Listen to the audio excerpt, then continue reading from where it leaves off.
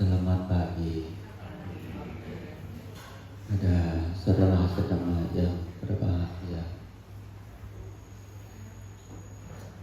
Setiap pagi hari makanan dua macam, baik buat fisik kita, baik buat batin. Yang mana penting? Dua-dua penting. Karena fisik kita dijaga, dilawat dengan baik, jangan berbuat jahat. Itu salah satu ajaran Sang Buddha, suruh kita jaga badan. Badan kita itu rusak, tetapi alami, bukan buat rusak. Buat rusak itu mungkin berarti memiliki kotoran batin.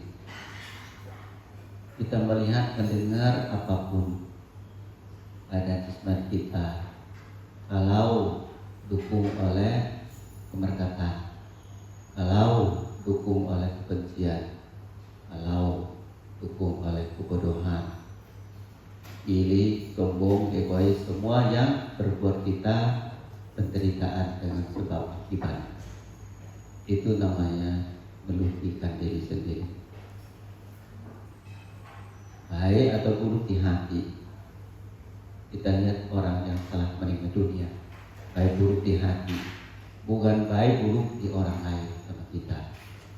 Betul nggak? Kita akan ingat masa depan kita. Kita ke surga negara itu dari hati kita sendiri, bukan dari musuh-musuh kita. Kita harus paham bahwa kenapa saudara saya kok bisa jadi mabuk peta. Kala-kala apa ya? Kalau dia waktu masih hidup banyak musuh, semusuh-musuh juga tidak bisa tolong kita sampai lahir di alam peta. Tetapi keserakahan kita, kemerkatan kita itu utamakan tolong kita lahir di alam peta. Hati kita itu dijaga, bukan berbaiki di hati orang lain. Sebagaimana orang lain beda hati, buruk sama orang lain juga beda hati. Maka kita jangan sibuk banget ikut campur urusan orang lain sampai kematian. Nanti disedot.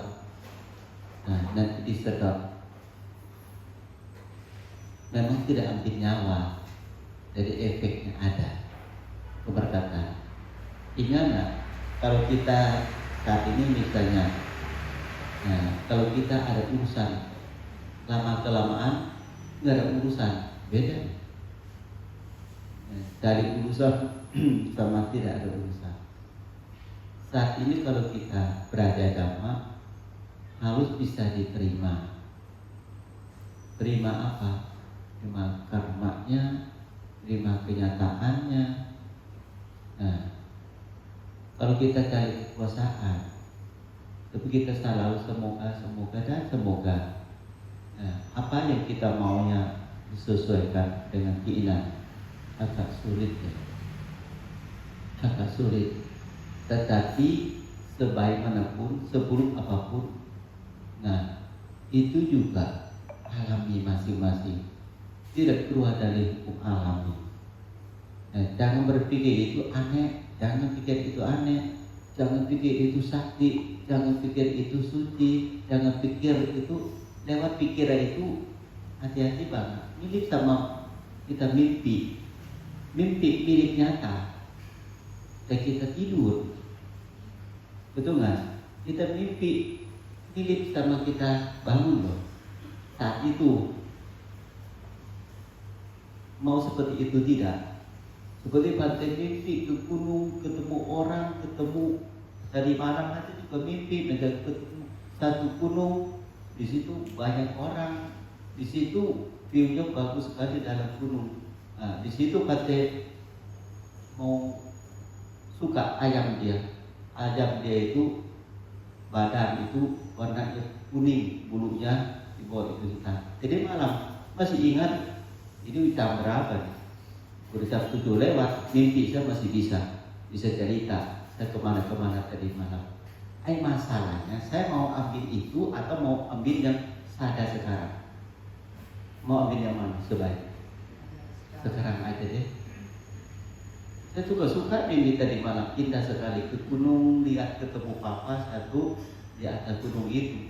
Dia miliki ayam gede banget dengan warna kuning bulunya, berat. Nah, ekor nggak begitu panjang. Kita ketemu di gunung. Nah, tadi malam memang ada gunung semua. Suka tidak waktu mimpi? Suka banget. Saya nggak tahu perbedaan antara tidur sama mimpi itu.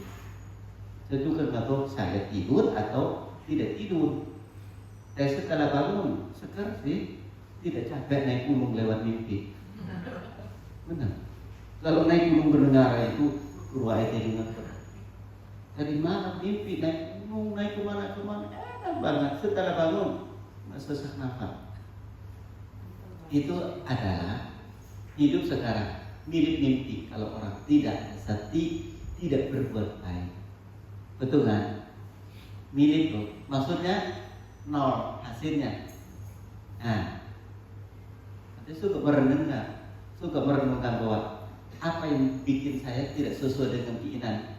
Hati alihkan, anggap aja mimpi. Udah. Bisa terima kok mimpi. Gimana gak terima? Kadang-kadang hati mimpi ditembak orang, aduh saya 300 mati beneran. Ditembak sakit loh. Tembak laling, masa tembak saya? Aduh bener-bener tembak. Aduh sakit banget. Saya pikir matilah. Lama kelamaan pagi bangun. Bahagia muncul. Wah ternyata mimpi nggak mati tadi malam. Ada juga begitu. Kita mau yang mana sih? Senang banget. Ada juga sedih karena ditembak.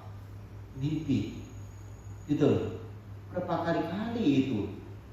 Saya pikir itu mati benar saat itu. Udah terakhir mati-mati aja.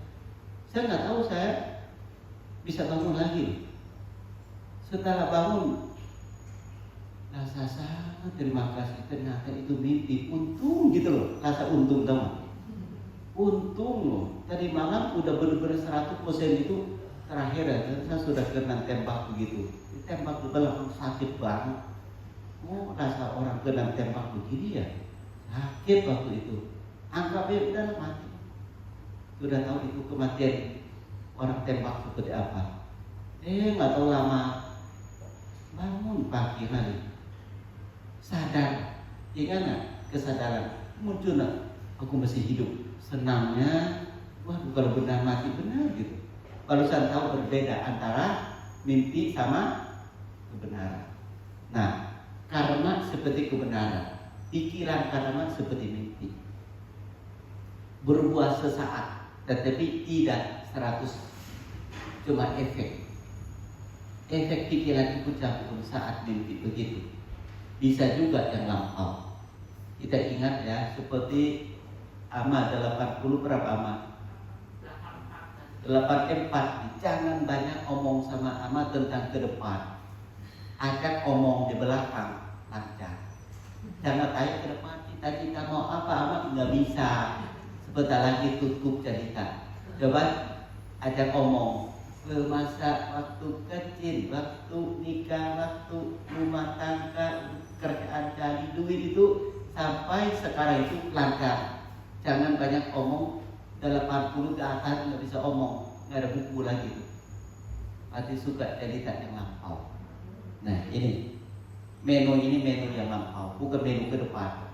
Kasih uang segede manapun lu berada, nggak paham. Udah tinggi daripada duit. Usia begitu. Kalau kita kan mesti dia bawa uang. Kalau Ama 80 kasih duit juga bingung. Mau diapain? Mau beli makanan, itu nggak dukung. Mau ajak nonton apa? Film itu mata sudah nggak jelas. Mau dengar suara yang merdu di panggung nyanyi juga, kayak nggak happy deh. Paling happy duduk dengan ceritanya udah happy. Suruh omong kehidupan yang lampau aja. Mundur loh sekarang. Pikirannya pasti mundur, nggak bisa maju ke depan.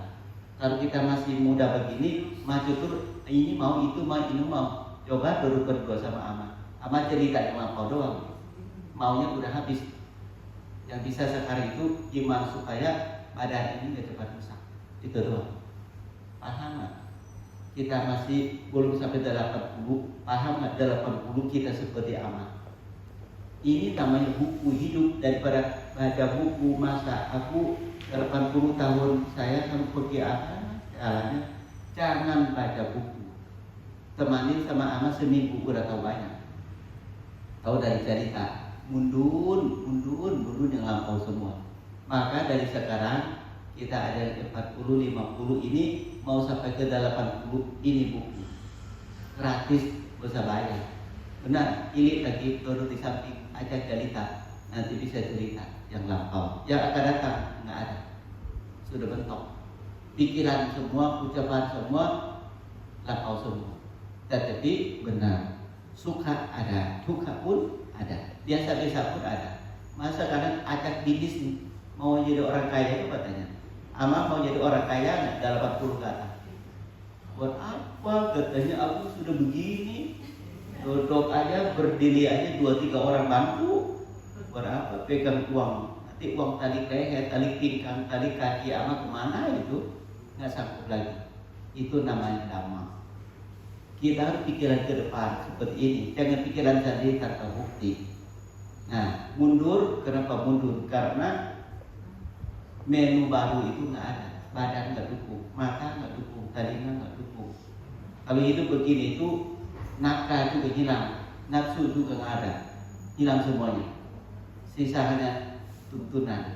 Gimana supaya di masa akhir aku mau tenang, damai, sejahtera. Ini harta orang tua adalah lepas semuanya. Nah, kalau sekarang yang lebih bijak anak-anak ya, ajak amak melepas keberkatan, itu yang terbaik. Lalu suruh amak pegang salah satu objek buat samadhi boleh. Apa itu? Mungkin amak hafal apa, budo apa, sampai mama terakhir juga tidak rugi. Jangan kasih banyak-banyak, amak bisa diambil. Kasih hatinya apa? Nah, hati apa amak senang itu melayani dengan baik. Supaya amak tidak ada lupa dosa. Nah, kalau amak ada lupa dosa itu tua dan